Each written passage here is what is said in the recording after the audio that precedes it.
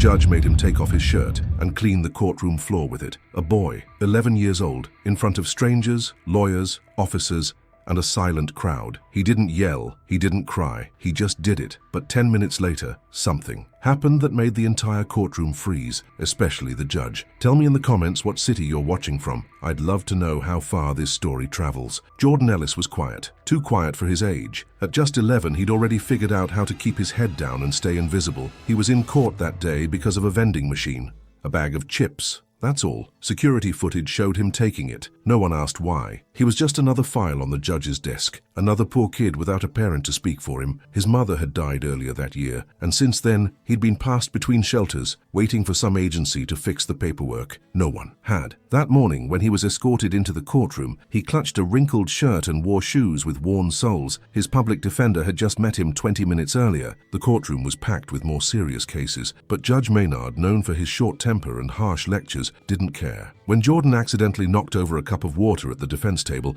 Maynard slammed his gavel. "You want to act like an animal in here. Clean it up with your shirt." Gasps filled the room, but no one stopped him. Not the lawyer, not the bailiff. Jordan didn't say a word. He took off his shirt, dropped to his knees, and wiped the spill. His face was blank. His eyes never left the ground. Then something unusual happened. A clerk at the back of the room stepped outside. She made a call. Just a hunch, a name she'd seen on some federal document weeks ago. A minute later, things started changing. Fast. A group of federal agents entered the courtroom, silently. One of them walked straight to the judge and whispered something in his ear. Maynard's eyes widened. His voice caught. He looked at Jordan differently, like he'd just realized he made the worst mistake of his career. The lead agent addressed the room. Jordan Ellis was not just a child in foster care. He was the biological grandson of U.S. Defense Secretary Lewis Marshall. His mother had severed ties with the family years ago, trying to raise Jordan alone. After her death, the paperwork that should have connected Jordan to his grandfather never reached the right offices until today. Everything stopped. The courtroom was ordered to clear. Reporters had already caught wind and word began to spread. Judge Maynard tried to speak to the agents, but they ignored him. One of them gently placed a coat over Jordan's shoulders. Jordan didn't say anything. He didn't understand why everyone was suddenly treating him like glass. He was escorted out without looking back. The judge's courtroom was empty for the rest of the day. Maynard didn't return to the bench. A disciplinary review followed. The public defender who said nothing that morning resigned weeks later. But none of it mattered to Jordan. What mattered was that someone